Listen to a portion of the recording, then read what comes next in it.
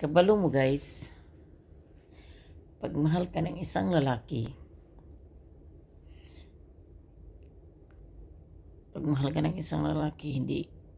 hindi siya napapagod sa'yo, hindi siya nagsasawa sa kakasunod sa'yo, at yun ang pinakamasarap. Hindi siya magsasawa sa kakahabol sa'yo.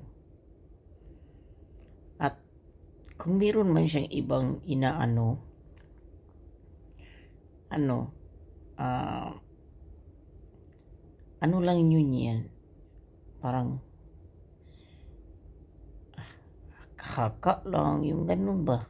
Pero talaga kung ikaw inisip niya, hindi magsasawa ang lalaki sa kakasunod sa'yo, sa kakapalo, sa kaka-stalk sa'yo. At saka alam mo kayong mga babae nga may mga ganyan, ang sarap pakinggan kaya.